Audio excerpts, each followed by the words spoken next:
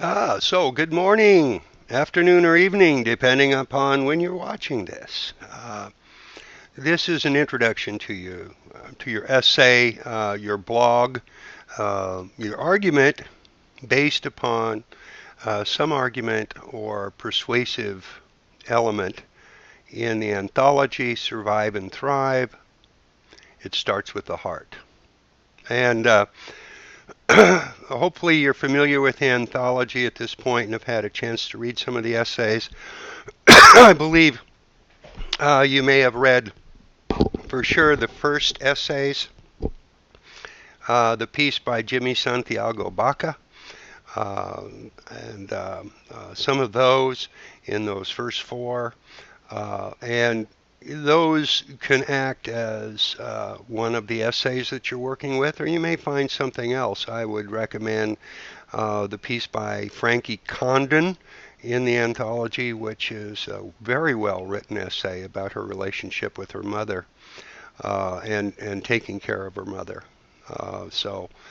That's something to think about, especially there. Her argument pretty much is based upon a kind of emotional appeal and helping us understand what people go through uh, on both sides of caregiver and the person needing to be taken care of. So there are a lot of ethical questions in that essay that sort of give you a chance to explore the issues.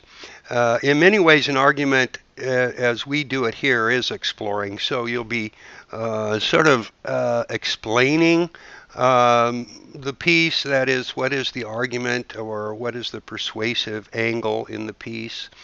Um, in Baca's essay, for example, you'll notice that he's arguing for the need for telling stories and how those stories are important to our lives.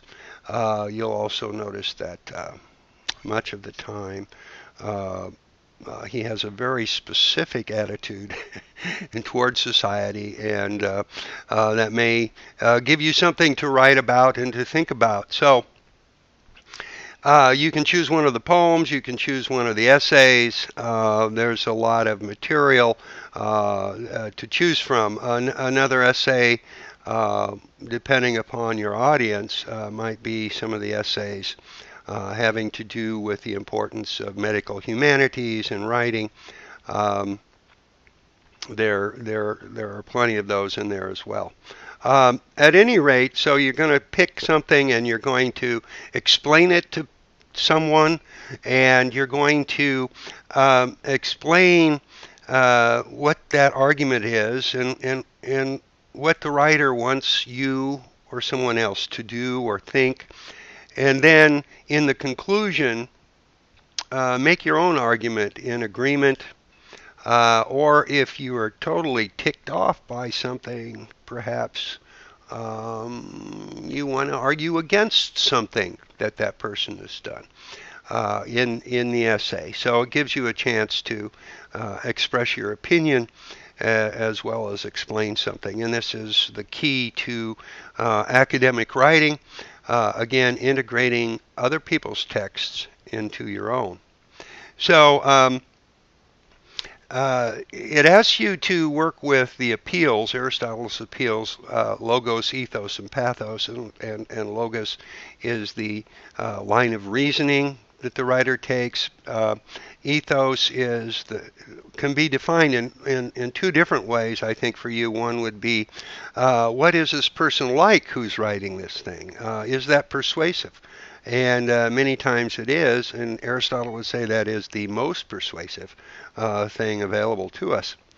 And then finally, the pathos or emotional content. And I would suggest, in terms of writing about that, you consider what is it that the writer has disclosed to you, or what have they said about themselves um, that seems private, perhaps personal, that requires you to respond emotionally. And very often that is the key to the emotional involvement in the piece. Um, Disclosure is, in this kind of writing, very often the price of admission. into this most human kind of discourse. And you'll find that moving from a kind of personal disclosure to public discourse is probably the key element in doing writing in medical humanities and narrative as medicine. So when you go to the checklist, I wanted to point out a couple things there. Again, we come to the issue of length. And that's not in the checklist, but remember 800 words again is a minimum. You may write more than that. Don't be afraid to write more than that. Let's put it that way. Page length, once you start adding anything, again, you may use visuals. You'll be using quotes probably from, and I hope you will, from the piece that you're writing about. Those sorts of things add to length very quickly, and they're the kinds of things that you don't even have to count in your own text, because what I'm interested in is what you're going to say about those things. So it gives you the checklist, sort of summarizes all this stuff. It asks you to identify the rhetorical appeals in the essay and give at least one example of each. I'm just going to say it's not necessary to give an example of each. You can focus on emotion, or you can focus on ethics or reasoning. I think in a shorter essay like this that doing all three would require too much space and time for you. So pick one instead of all three, either emotion, ethics, or reasoning. As I look at this, nothing else is too unfamiliar. Remember to have a title that says something about what your interpretation is. Finally, in terms of a blog, I've stated that you do not have to create a blog and put this on a blog.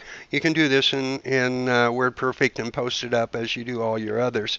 It's called a blog because blogs are one of the genre of writing in the 21st century, and most blogs are editorials or arguments, and therefore in this essay about arguments, I call it a blog. So don't be intimidated by that and the technology. It's simply another essay under the guidelines given, and you can post it up, and I will consider it a blog. So thank you very much, and I'm really looking forward to reading these.